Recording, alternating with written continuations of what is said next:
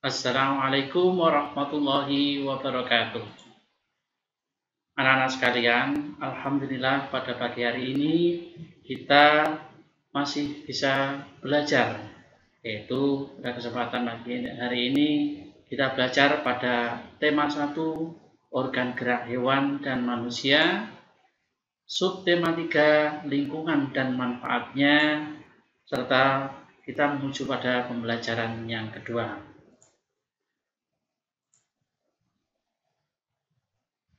Tujuan pembelajaran pada pagi hari ini yaitu yang pertama adalah mempelajari tentang macam-macam kelainan dan penyakit pada sistem gerak manusia.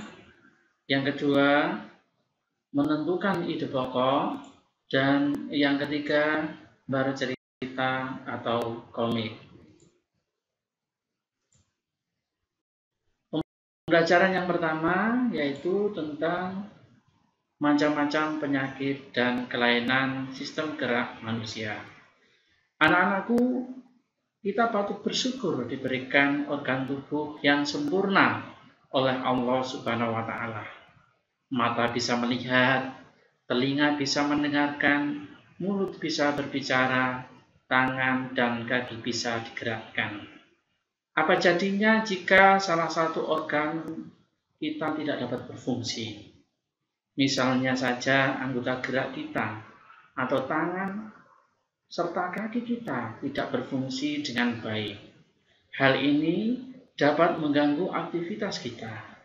Sistem gerak pada manusia tersusun atas rangka dan otot. Rangka merupakan alat gerak pasif, sedangkan otot adalah alat gerak aktif. Sistem gerak terkadang mengalami kelainan atau gangguan. Hal ini disebabkan oleh beberapa faktor, misalnya kelainan sejak lahir, makanan, kebiasaan yang salah, dan kecelakaan. Berikut gangguan ataupun kelainan dan penyakit pada sistem gerak manusia.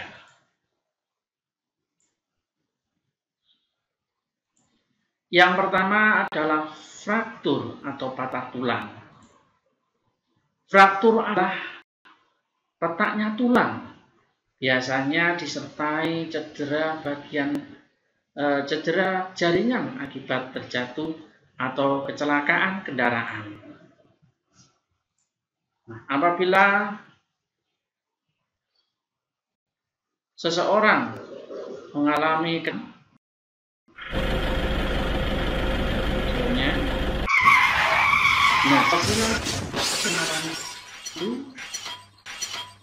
pastilah ada salah satu anggota gerak yang cedera. Ya, pasti ini sangat menyakitkan, sangat tidak melihat. Ada gambar, pada video. Nah, kaki tersebut kemungkinan terjadi patah tulang. Nah, patah tulang itu dibagi menjadi 2. Yang pertama adalah patah tulang atau fraktur tertutup atau patah tulang tertutup. Artinya tulang tersebut patah tetapi tetap di dalam jaringan kulit. Yang kedua, fraktur terbuka. Maksudnya patah tulang terbuka, tulang keluar merobek kulit kita sehingga kelihatan tulang itu dari luar. Selanjutnya yang kedua, osteoporosis. Gangguan atau kelainan sistem gerak manusia yang kedua adalah osteoporosis. Apa itu osteoporosis? Adalah gangguan tulang disebabkan oleh kekurangan zat kapur atau kalsium. Hal ini menjadikan tulang menjadi rapuh, menyebabkan mudah patah dan retak. Biasanya kelainan seperti ini menyerang kaum wanita lanjut usia. Ini merupakan gambar tulang yang normal dengan tulang yang terkena osteoporosis. Ya, bisa dibandingkan. Nah, ini juga antara sisi kanan dan sisi kiri. Nah, yang sisi kanan itu terkena osteoporosis. Nah, pada wanita lanjut usia, akan terjadi salah satunya adalah pembungkukan. Kelainan yang ketiga adalah fisura atau retak tulang. Apa itu fisura? Adalah kelainan tulang yang menimbulkan keretakan pada tulang. Biasanya akibat kecelakaan. Akan tetapi retak tulang ini masih ada harapan untuk bisa disambung kembali. Nah, ini contohnya. Selanjutnya kelainan yang selanjutnya yaitu yang keempat, skoliosis. Skoliosis adalah kelainan tulang akibat sikap duduk yang salah. Sering duduk miring biasanya. Nah, kalau hal tersebut dilakukan, maka badan akan membengkok seperti huruf S.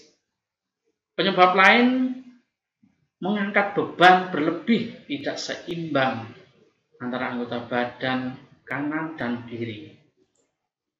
Ini contohnya akibat duduk yang salah. Gangguan berikutnya yang kelima adalah lordosis. Lordosis adalah kelainan tulang akibat sikap duduk yang salah. Badan akan melengkung pada daerah lumbaris. Kalau bahasa Jawanya itu the gap. Nah, posisi kepala tertarik ke belakang. Berikut contohnya.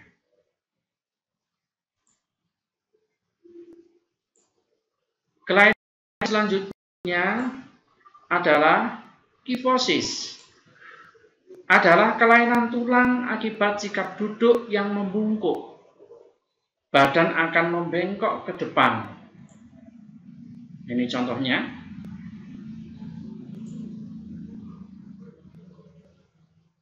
Nah, mulai saat ini kita menjaga sikap duduk kita, makanan kita, agar kita mempunyai tulang-tulang yang sehat dan tidak mudah rapuh atau mempunyai kelainan tulang. Selanjutnya kita akan belajar tentang ide pokok. Di pembelajaran sebelumnya sudah dijelaskan, ini mungkin menguatkan kembali. Ya, ide pokok adalah masalah utama yang dibahas dalam suatu paragraf. Nama lain ide pokok adalah pikiran utama, gagasan pokok atau gagasan utama. Pikiran utama dalam sebuah paragraf dapat dicari dengan cara yang pertama, membaca kalimat dalam paragraf satu demi satu. Menentukan inti paragraf. Nah, inti paragraf itulah yang disebut pikiran utama. Inti dari paragraf terlihat jelas dalam kalimat. Kalimat yang memuat inti paragraf disebut kalimat utama. Kalimat yang lain disebut kalimat penjelas yang menjelaskan kalimat utama. Hanya ada satu ide pokok atau kalimat utama dalam sebuah paragraf. Nah, ide pokok bisa terletak pada awal paragraf atau yang disebut deduktif, di akhir paragraf, induktif, dan campuran. Nah, untuk lebih memperjelasnya, mari kita lihat contoh berikut ini. Perhatikan contoh paragraf berikut. Ya, kita baca satu kalimat demi kalimat dan kita pahami betul, dan nanti kita bisa menentukan ide pokok atau gagasan utamanya.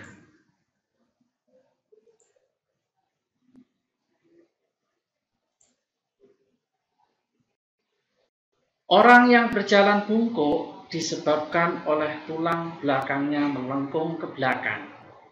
Keadaan ini bisa merupakan cacat bawaan dari lahir, terserang penyakit, kebiasaan sikap tubuh yang salah, atau karena kekurangan zat makanan yang penting untuk tulang.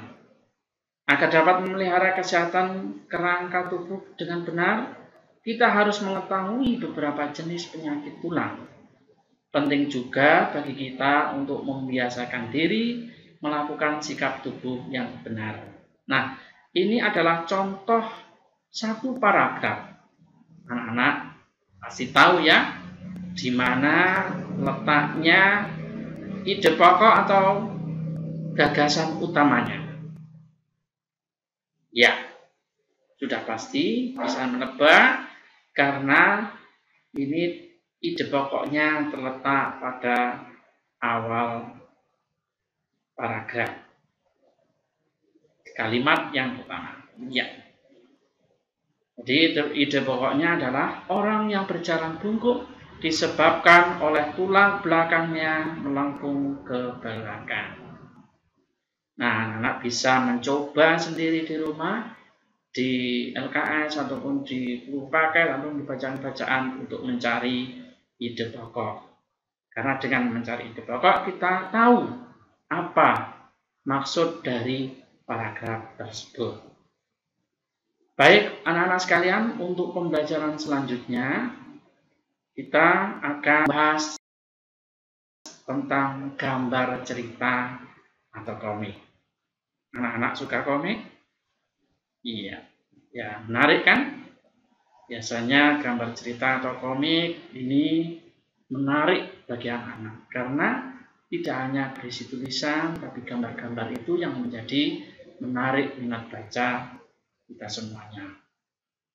Nah, tahukah kalian apa itu komik atau gambar cerita? Ya. Komik adalah merupakan bentuk seni menggunakan gambar tidak bergerak, disusun sedemikian rupa sehingga membentuk suatu cerita. Nah, gambar tersebut dinarasikan melalui kotak yang disebut panel dialog. Manfaat komik dalam dunia pendidikan, khususnya anak-anak, yaitu agar anak-anak gemar membaca cerita yang ada dalam komik. Tentu ini ya. Nah, bagaimanakah? Komik itu contohnya adalah sebagai berikut.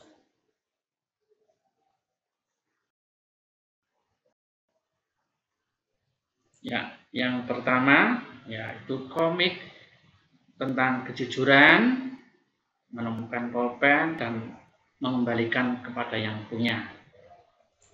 Yang kedua itu tentang menjaga persahabatan.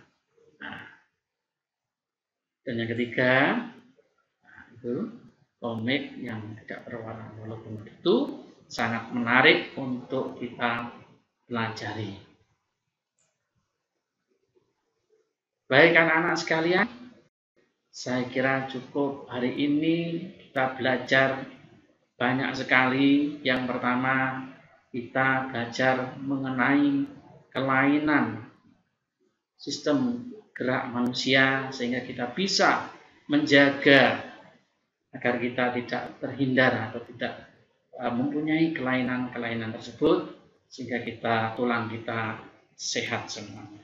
Yang kedua, kita tadi sudah belajar mengenai ide pokok sehingga kita mengetahui maksud dari atau isi dari sebuah paragraf yang kita baca. Dan yang ketiga, tadi kita sudah belajar mengenai komik atau cerita bergambar dengan harapan anak-anak sering membaca, pengetahuannya terus bertambah. Saya kira itu dulu dari Bapak. Kita lanjut pada pembelajaran yang ketiga, subtema 3 dan tema 1. Assalamualaikum warahmatullahi